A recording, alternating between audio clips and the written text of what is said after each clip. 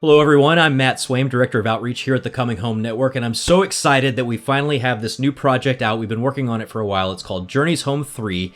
It's the story of 13 Pentecostal and Charismatic Christians who came home to the Catholic faith.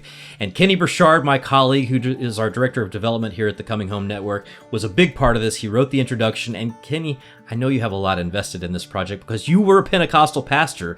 So this is a big project for you as well. It really is. It was a wonderful opportunity to find another platform to share not only my conversion story, which is included in the book, but 12 others as well. This is 13 former Pentecostals and Charismatics, many of us pastors, seminarians, missionaries, missionary kids, and all of us having in common the shared faith experience of being in the tribe of Pentecostals and Charismatics, as it were, and all becoming Catholic. And we've got people from Word of Faith backgrounds, people from the Assemblies of God, United Pentecostals. We've also got, folks like you from the Foursquare tradition. It really was an opportunity. I think one of the things we thought going into it was that we were going to get a lot of objections that Pentecostals often have to the Catholic faith and might see some of those answered.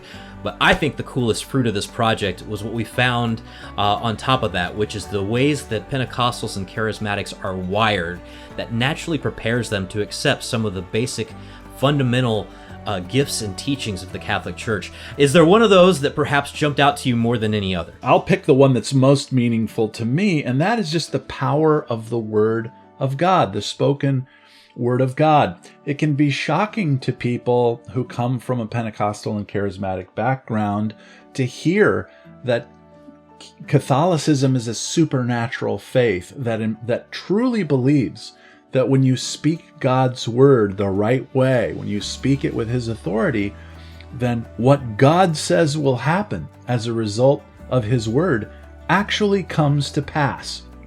This was one of the most shocking things to me, but for anybody who's ever attended a Catholic Mass, for instance, and understands what we believe is happening in the Mass, that is happening in a way that transcends any other way that I ever experienced it as a Pentecostal. When God's word is spoken, for instance, over ordinary bread and wine, they really do become for us the body and blood of Christ. And you can see stuff like this all over the Catholic Church. And we provide, of course, 14 other insights into these overlaps between Catholic faith and that experienced by Pentecostals and Charismatics. I think it will be incredibly insightful for anybody who reads it.